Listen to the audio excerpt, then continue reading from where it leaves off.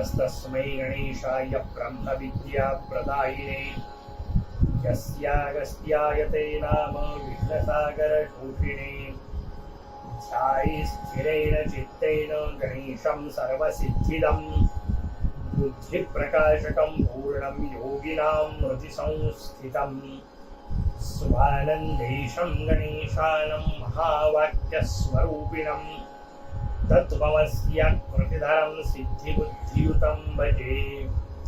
जय गजानन. भगवान गणेशांच्या दिव्य लीलांनी युक्त असणाऱ्या श्री गणेश पुराणाचे चिंतन आपण करतोय. त्यामध्ये आपण त्रिपुरासुर वधाचा विषय पाहिला. त्रिपुरासुराच्या या कथेच्या निमित्ताने त्यांना जो गूढार्थ सांगायचा आहे त्याचा विचार आपण केला. आणि मग त्या कथेच्या निमित्ताने त्या प्रसंगाच्या वेळी देवी पार्वती हिमालयाकडे कशी जाऊन पोहोचली आणि पुन्हा भगवान शंकरांची भेट व्हावी म्हणून तिने हिमालयाला कशी प्रार्थना केली ते आपण पाहिलं. आणि त्यानंतर हिमालय तिला चतुर्थी व्रताचं महत्व सांगायला सुरुवात करतायत. हिमालय स्वतःच नाही सांगत आहेत. हिमालय सांगतात भगवान शंकरांना हाच प्रश्न कार्तिकेयांनी विचारला. त्या षडाननाला त्यांनी जे उत्तर दिलं ते सगळं मी उत्तर तुला सांगतो. आणि मग पुढे चतुर्थीचं महात्म्य सांगायला महर्षी भृगूंनी सोमकांताच्या समोर सुरुवात केली.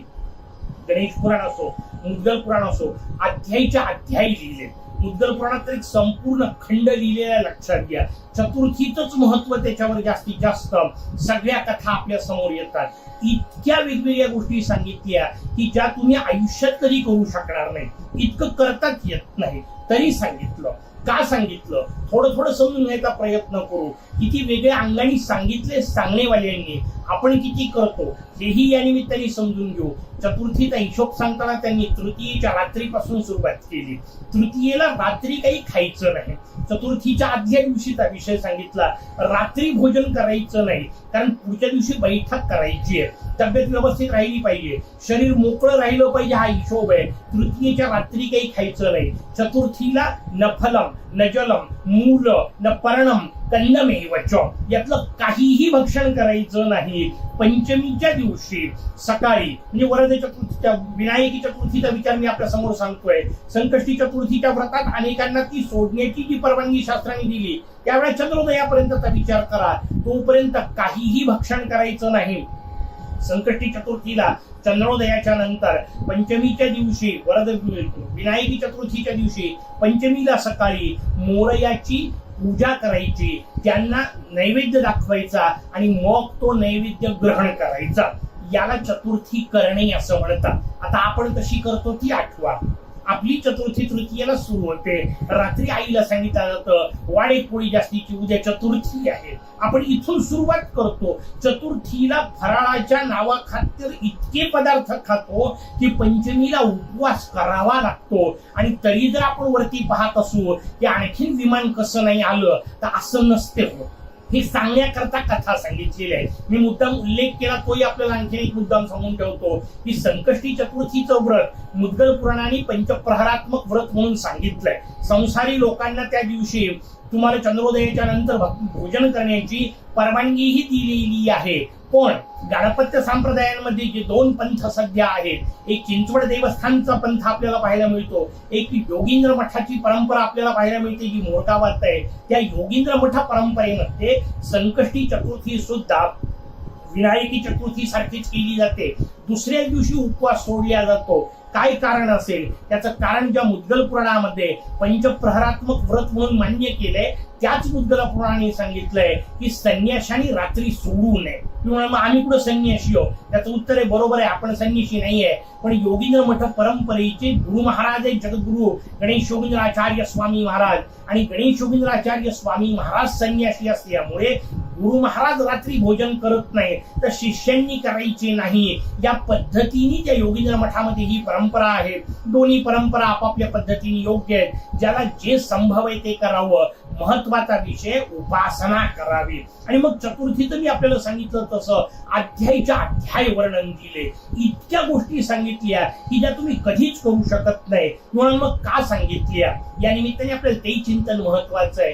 यासाठी सांगितल्या की लक्षात ठेवा इतकं करता येऊ शकतं. फक्त पर्याय देऊन ठेवले तुमच्या समोर, त्यातलं जे जमेल ते करा, पण काही ना काहीतरी करा. आणि दुसरी महत्वाची गोष्ट, इतकं सांगण्याच्या मागची इतकी वेगवेगळे नियम सांगून ठेवल्यामुळे एक गोष्ट होते, आपण खूप काहीतरी करतो असा अहंकार ज्यांना येतो ना, त्यांच्या अहंकाराच्या निवृत्तीसाठी या गोष्टी सांगून ठेवल्या की बाबा रे काही करत नाहीस तू. विनाकारण आपल्याला असं वाटत असतं की आपण खूप काहीतरी करतो, आपल्याला मोरयाचं खूप काही आहे किंवा त्याला मोरयाचं खूप काही आहे. हे जे खूप काही वाली वाक्य असतात ना व्यवहारातले, त्या वाक्यांकरता सांगून ठेवलंय, इतक्या गोष्टी सांगितल्या की त्या आपण कधीही करू शकत नाही. बारीक सारी गोष्टीचं, सकाळी उठल्यानंतर स्नान कसं करावं, लंबी चौडी यादी दिली, आसन कसं असावं यादी सांगितली, मोरयाचा मंडप कसा उभारावा त्याच्याबद्दलच्या गोष्टी सांगितल्या, तिथे नेमकं कशा पद्धतीने बसावं, न्यास कसे करावे, ध्यान कसं करावं, अनेक प्रकारच्या गोष्टी सांगितल्या. मूर्ती निर्माण कशी करावी, नसेल मूर्ती निर्माण, आपल्याला आधीपासून असलेली मूर्ती वापरायची असेल, तिचं पूजन करायचं असेल तर ती मूर्ती कशी असली पाहिजे, कोणकोणत्या धातूची असली पाहिजे, मोरयाचे वेगवेगळे विग्रह कसे असतात, त्यांच्या हातात कोणकोणते आयुध असले पाहिजे, एका मूर्तीची पूजा केली तर फळ काय, दोन मूर्तीची केली तर फळ काय, 108 पर्यंतचे फळ सांगितले. वेगवेगळे फळ आपल्या समोर सांगून ठेवले. वेगवेगळ्या पद्धतीच्या ज्यांच्या कामना आहेत त्यांच्या कामना पूर्तीचे मार्ग सांगून ठेवले. किंवा इतकं सगळं जमणार आहे, नाही जमणार, मग काय करायचं, त्याचं उत्तर आहे जेवढं जमेल तेवढं तरी करा. आणि काय काय करा त्यातल्या निदान काही गोष्टी मुद्दाम या निमित्ताने आपल्या समोर ठेवू, त्याचं चिंतन आपण करू. मोरयाची उपासना करताना अनिवार्य असणाऱ्या गोष्टी, पहिली गोष्ट सिंदूर धारण. चतुर्थी आपल्याला करायची आहे, चतुर्थीचं व्रत करायचंय, प्रत्यक्षात काय करायचं, पहिली गोष्ट सांगितली सिंदूर धारण. केवळ चतुर्थी नाही, कायम स्वरूपामध्ये. या निमित्ताने ज्या ज्या ठिकाणच्या मंदिरांचे विश्वस्त ही प्रवचन मालिका ऐकत असतील त्यांनी लक्षात घ्या मुद्दाम, जिथली जाणारे जे भक्त असतील त्यांनी ऐकल्यानंतर आपल्या विश्वासांना समजावून सांगा. किमान एक काम करा, प्रत्येक गणेश मंदिरामध्ये जिथे प्रवेश करणारे लोक प्रवेश करतात ना, त्या प्रवेशद्वाराच्या तिथे एक पात्र स्थापन करा, त्याच्यामध्ये शेंदूर ठेवत जा. घरीही आवश्यक आहे, मंदिरात निदान जाताना आवश्यक असलं पाहिजे. सिंदूर धारण केल्याशिवाय मोरयाच्या समोर जायचं नाही. पहिली महत्वाची गोष्ट, पांढऱ्या कपाळाने राहणं आपल्याकडे अपशकुनी मानलेलं आहे. बिना तिलकाचं कोणी राहू नये, बिना शेंदूर लावताना कोणीही राहू नये, कधीच राहू नये दिवसभरात. स्नानगृहातून आल्यानंतर पुन्हा मोरयाच्या समोर बसून नमस्कार करून सिंदूर धारण करेपर्यंतचा जेवढा वेळ आहे तेवढाच बिना शेंदराचा राहायला फार फार तर परवानगी, त्याच्याशिवाय नाही. सिंदूर धारण करावा. 12 स्थानं सांगितले. पहिल्यांदा वरती ब्रह्मरंध्राच्या ठिकाणी सिंदूर धारण करावा. मग 2 भुवयांच्या मध्ये आपल्याला जिथे दिसतोय तिथे सिंदूर धारण करावा. 2 कानांच्या पायांना, गळ्याला, हृदयाच्या तिथे, दोन्ही बाजूंना, नाभीजवळ, 2 बाजूच्या 2 कुक्षी आणि पाठीचा दांडा, अशा 12 स्थानी गणेश नाम वेगवेगळे दिलेली आहेत. त्या नामाचा नाही जमलं तर निदान गजानन गजानन म्हणत या 12 स्थानी सिंदूर धारण करावा. त्यावर तिलक धारण करावा. वेगवेगळे प्रकार सांगितले तिलकाचे आपल्या समोर. कस्तुरी, केशर, कापूर, लाल आगरू, रक्तचंदन, काळा आगरू, रक्तचंदन, अशा सगळ्या गोष्टी एकत्र करून तिलक तयार करावा अशी एक पद्धती सांगितली. नाही जमलं, निदान केशर कापूर टाकून रक्तचंदनाचा टिळा लावावा. अगदीच नाही जमलं, निदान कुंकवाचा टिळा लावावा. अर्थात कुंकू पाहून घ्या, रासायनिक प्रक्रिया केलेलं वापरू नका, त्यांनी नसलेले त्रास होऊ शकतात. ते नाही सांगायचे शास्त्रांना.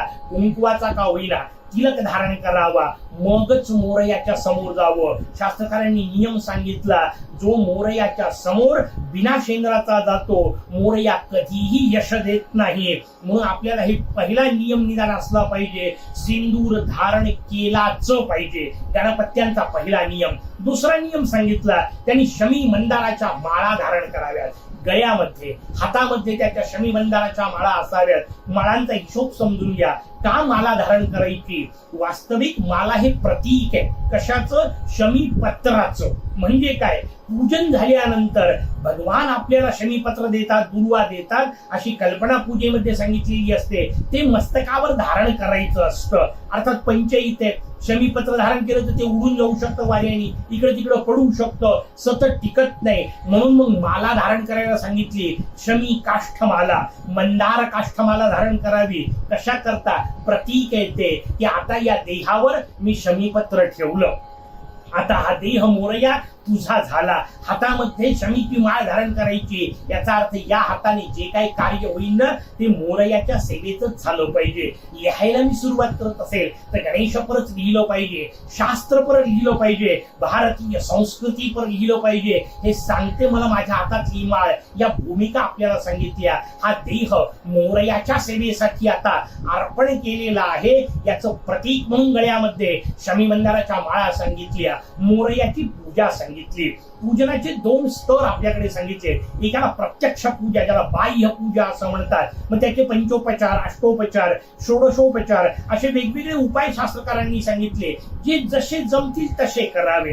गाणपत्य संप्रदायाच्या योगींद्र मठाची मी आपल्याला भूमिका सांगतोय. योगींद्र मठातर्फे आपल्याला वेगवेगळ्या पूजा उपलब्ध आहेत, शास्त्रांनी दिलेल्या, मुद्गल पुराणांनी दिलेल्या आहेत.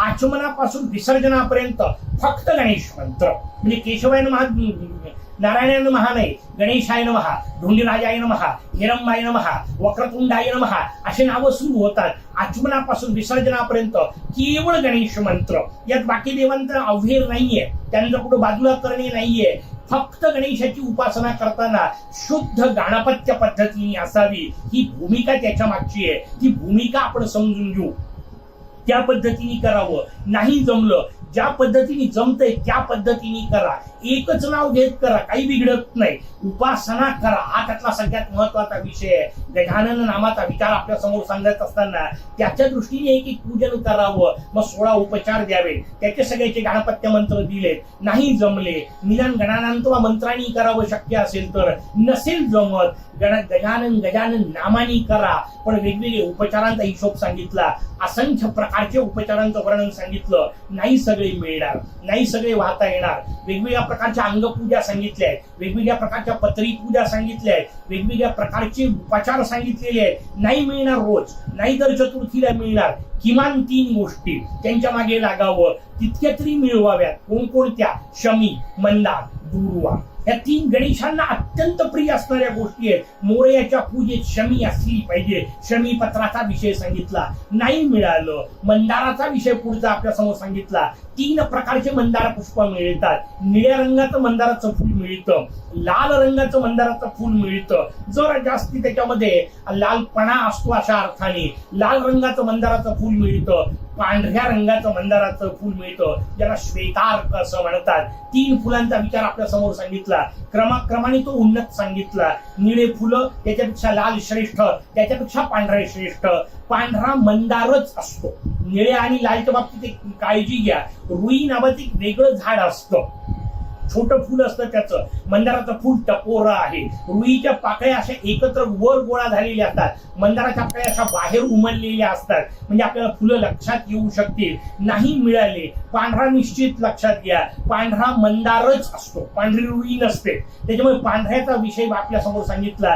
3 मंदार क्रमाक्रमाने अर्पण करावेत. त्यानंतर 2 दुर्वांचा विचार सांगितला. किंवा 2 दुर्वा काय प्रकार आहे, त्याचं उत्तर आहे हिरव्या आपल्याला सगळ्यांना माहिती आहे. दुसऱ्या श्वेत दुर्वा सांगितल्या आहेत, पांढऱ्या दुर्वा. त्यांचं अधिक महत्व सांगितलं. मोरयाच्या मस्तकावर, चरणावर दुर्वा अर्पण कराव्यात. पहिल्यांदा शमी, त्यानंतर मग त्याच्या आधी सगळे फुलं, जेवढे काय आपल्याला पुष्प अर्पण करायचे असतील सगळे पुष्प आधी अर्पण करावेत. त्या पुष्पांच्या नंतर शमी अर्पण करावी. शमीच्या नंतर मंदाराचं अर्पण करावं. मंदाराच्या नंतर दुर्वा अर्पण कराव्यात. त्याही दुर्वांमध्ये हिरव्या आधी व्हाव्यात, नंतर पांढऱ्या दुर्वा अर्पण कराव्यात. आणि लक्षात ठेवा, एकदा पांढऱ्या दुर्वा मोरयाला समर्पित केल्या की त्यानंतर प्रत्यक्ष अर्पण कुठलाही गोष्ट करायची नसते. मग धूपदीप नैवेद्य बाहेरून दाखवायच्या गोष्टी आहेत. मोरयाच्या मूर्तीवर एकदा दुर्वा अर्पण केल्या की त्यानंतर काही वाहू नये. वरून आपण हौशीने लाल फूल वगैरे ठेवतो, करू नका. दुर्वा ही मोरयाला सर्वाधिक प्रिय आहे. त्यानंतर काही अर्पण करायचं नसतं. अर्थात केलं तर काही फार दोष लागतो किंवा मोरया रागवत बसेल अशातला भाग नाहीये, पण पद्धती मी आपल्या समोर सांगतोय. त्या रचनेने दुर्वा अर्पण कराव्यात. याला बाह्य पूजा असं म्हणतात. मग धूप, दीप, नैवेद्य, राजोपचार इत्यादी वेगवेगळ्या ज्या गोष्टी आहेत त्या सगळ्यांचं वर्णन करावं. वेगवेगळ्या पद्धतीच्या आरत्यांचं वर्णन आहे, स्तोत्रांचं वर्णन आहे. संपूर्ण दिवसभर गणपत्य संप्रदायात इतक्या प्रकारचं वाङ्मय तुमच्या माझ्या भाग्याने उपलब्ध आहे की भगवान जगद्गुरु गणेश आचार्य महाराजांच्या नंतर अंकुशधारी महाराज म्हणून या पंथात झाले. त्यांनी भक्ती मार्गाच्या वेगवेगळ्या गोष्टी दिल्या. तब्बल 556 रचना आहेत अंकुशधारी महाराजांच्या. केवळ गणेश या एकाच विषय, दुसरं काहीच लिहायचं नाही. आणि किती लिहिलं, एक भूपाळी तुम्ही वाचायला सुरुवात केली, शेवटच्या भूपाळीपर्यंत दुपार व्हायची वेळी इतक्या भूपाळ्या लिहून ठेवल्या. लक्षात घ्या, इतकं प्रचंड वाङ्मय, वेगवेगळे स्तोत्र, वेगवेगळे अष्टकं मोरयाच्या समोर म्हणावे. चतुर्थीचा मार्ग सांगितला. पुढचा आपल्याला हिशोब सांगतायत. बाह्य पूजा सांगितली. बाह्य पूजेनंतर मानस पूजा करावी. ध्यान करत बसावं, शांतपणे बसून आपल्या डोळ्यासमोर ते चित्र आणण्याचा प्रयत्न करावा. आपण मयुरेश्वर क्षेत्रावर आहोत, नित्ययात्रा करत आहोत अशी भावना करावी.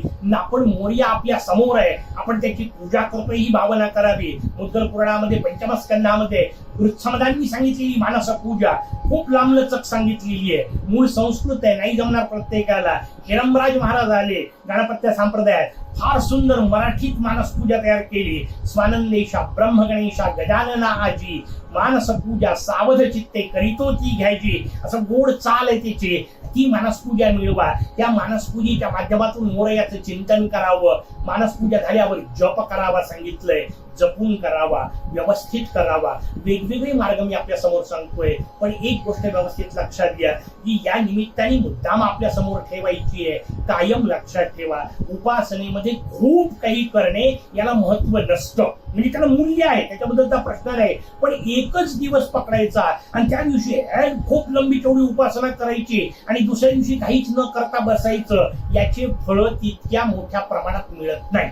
उपासनेचं जे सूत्र गुरु महाराजांनी आम्हाला सांगितलं ते मुद्दाम या निमित्ताने आपल्या समोर सांगतो. उपासना तुम्ही 10 मिनिटाची ठरवा, 15 मिनिटाची ठरवा, कुठलं तरी एखादं स्तोत्र ठरवा, कुठल्या तरी एखाद्या गोष्टीचं आवर्तन ठरवा, काहीतरी एक लहानशी गोष्ट, एक अध्याय एखाद्या ग्रंथाचा वाचील असं ठरवा. जे काही ठरवाल ते करा, ते कायम करत राहा, आयुष्यभर करत राहा. त्याच्यात खंड पडू द्यायचा नाही. जग बुडी झाली तरी चालेल, तशा अवस्थेत सुद्धा मी माझी उपासना सोडणार नाही. हा जो अट्टहास असतो ना, ही जी निष्ठा असते ना, हे जे एकात्म अशा पद्धतीचं त्या उपासनेशी जे तादात्म्य असतं ना, त्याचे फळ मिळत असतात. लक्षात ठेवा. म्हणून सातत्याने केलं पाहिजे. 8 दिवस खूप करायचं आणि 9व्या दिवशी विसरून जायचं, याची उपासनेचे फायदे मिळत नाही. मग असे जे वेगवेगळे काळ येतात, जसा आता अधिक मासाचा विषय चालू आहे, मग विशेष व्रत करावे. हे नित्यकर्माबद्दल मी सांगितलं. रोज काहीतरी एक ठरवा, तेवढं नियमित करत राहा. दुसरा हिशोब सांगितला नैमित्तिक. चतुर्थी तशा अर्थाने नैमित्तिक आहे. निदान 15 दिवसातून एकदा तरी गणेश उपासना व्यवस्थित पद्धतीने व्हावी. पूर्ण पूजा त्या दिवशी व्हावी. रोज नाही शक्य, निदान चतुर्थीला षोडशोपचार व्यवस्थित पूजन व्हावं. सगळ्या मंत्रांनी उपचार अर्पण केले जावे. सोय करून दिली आहे शास्त्रकारांनी. एखादी गोष्ट नाही मिळाली तर काय करायचं, दुर्वा अर्पण करत जा. जे नाही मिळेल त्याच्याऐवजी दूर व्हा. शास्त्रकारांनी सरळ सरळ परवानगी दिलेली आहे, काळजी नाहीये. त्यांना आपली जास्त सोय, विचार त्यांच्या डोक्यामध्ये आहे. कोणत्याही मार्गाने कर, हे नाही ते नाही करत बसू नको. उपासना कर, मोरयाच्या समोर बस, मोरयाचं चिंतन कर. ते सांगायचंय त्यांना. ज्या गोष्टीकडे वळवायचं असल्यामुळे बाकीचे मार्ग सांगितले. अशी मोरयाची उपासना करावी. मी आपल्याला सांगितलं तशी मानस पूजा सांगितली. मग गणेश ग्रंथांचं चिंतन करावं. 3 टप्प्याचा विषय. बाह्य पूजा वगैरे जो विषय आहे त्याला शारीरिक उपासना म्हणतात. मानस पूजा ही मानसिक उपासना आहे. त्यालाही शेवटी मर्यादा आहे. किती वेळ बसणार? बाह्य पूजा तुम्ही 2 तास कराल, 2.5 तास कराल, त्याच्या पलीकडे किती वेळ करू शकणार आहे? नाही शक्य. मानस पूजा अगदी वृत्समदांनी सांगितली सगळी पाठ करून केली, अर्धा तास, त्याच्या पलीकडे शक्य नाही. उरलेल्या वेळात काय करायचं? शास्त्रकारांनी पुढचा हिशोब सांगितला. बौद्धिक उपासना, वैचारिक उपासना. कोणती? गणेश ग्रंथांचं चिंतन. कितीतरी वेगवेगळ्या प्रकारचे गणेश ग्रंथ आहेत. मुद्गल पुराणाबद्दल आपण वारंवार बोलतोय. गणेश पुराणाचं निरूपण मी आपल्या समोर करतोय. गणेश विजय नावाचा ग्रंथ आहे. योगेश्वरी नावाची दिव्य टीका गणेश गीतेवर लिहिलेली आहे. गणेश गीता आपल्या समोर आहे. गणेश सहस्रनाम आपल्या समोर आहे. विनायक रहस्यासारखा अद्वितीय ग्रंथ आपल्या समोर आहे. असंख्य ग्रंथ गणेशांचे. अथर्वशीर्षासारखा अद्वितीय ग्रंथ आहे. जो मिळेल तो निवडा. काही प्रश्न नाहीये. नाही संस्कृत वाचता आलं, मराठी ग्रंथ निवडा, त्यात जे सांगितलेलं आहे त्याचं चिंतन करत राहा. दिवसभर ते चिंतन चालत राहिलं पाहिजे. मस्तकात मोरया मोरया मोरया चालत राहिलं पाहिजे. गजानन गजानन गजानन चालत राहिलं पाहिजे. अखंड चालणारी गोष्ट कोणती? नामस्मरण. त्याचा विचार आपल्या समोर सांगितला. नाही तर शक्य निदान चतुर्थीच्या दिवशी, त्या दिवशी तरी जितका अधिकाधिक काय नामस्मरणात देता येईल त्याचं वर्णन करावं. असे चतुर्थीच्या काही नियम आपल्या समोर सांगितले. खाण्यापिण्याचा नुसता विचार नाहीये. आपल्याकडे शब्द किती वेगळे वापरले, आपण त्याचं व्यवहारात किती केलं. चतुर्थीला आम्ही फराळ करतो. फराळ नावाचा शब्दच नाही कोणता. फलाहार, त्याचा अपभ्रंश रूप झालं. काहीच नाही तर निदान फळं फार फारतं. का? कारण शरीराला त्या दिवशी आराम महत्वाचा आहे. शरीराकडे लक्ष नाहीये, लक्ष मोरयाच्या उपासनेकडे असलं पाहिजे. आपली चतुर्थी फराळाच्या बदलांनी सुरुवात होते आणि फराळातले म्हणजे खाण्यातल्या पदार्थांच्या बदलामध्येच संपते, असं नसलं पाहिजे. उपासनेचं काहीतरी एक सूत्र पकडा, जे जमेल ते पकडा. काही हे नाहीये हेच केलं पाहिजे तेच केलं पाहिजे. जे तुमच्याजवळ उपलब्ध आहे ते साधन निवडा. त्या साधनाने चतुर्थीच्या दिवशी आता सांगितलं तसं सिंदूर धारण करून कमीत कमी शमी मंदार दुर्वा, निदान दुर्वा अर्पण करून, या दोन गोष्टी तरी किमान अर्पण कराव्यात. हे सिंदूर धारण करावं, दुर्वा अर्पण कराव्यात आणि मग चतुर्थीच्या दिवशी कुठल्या ना कुठल्या तरी स्वरूपात गणेशाची उपासना सतत करत राहावी. जे माध्यम तुम्हाला उपलब्ध आहे त्या माध्यमाने करा, पण गणेश उपासना करा. भगवान शंकर कार्तिकेयाला हे सगळं समजावून सांगतायत. बाकीच्या असंख्य गोष्टी त्यांनी सांगितल्या. त्या पुढच्या सगळ्या चतुर्थीच्या महात्म्याच्या कथा उद्यापासून पाहू. तोपर्यंत जय गणेश. गणेश भक्तांनो, आपल्या चॅनेलला सबस्क्राईब करा, व्हिडिओला लाईक करा आणि आपल्या मित्रपरिवारासोबत नक्की शेअर करा. जय गणेश.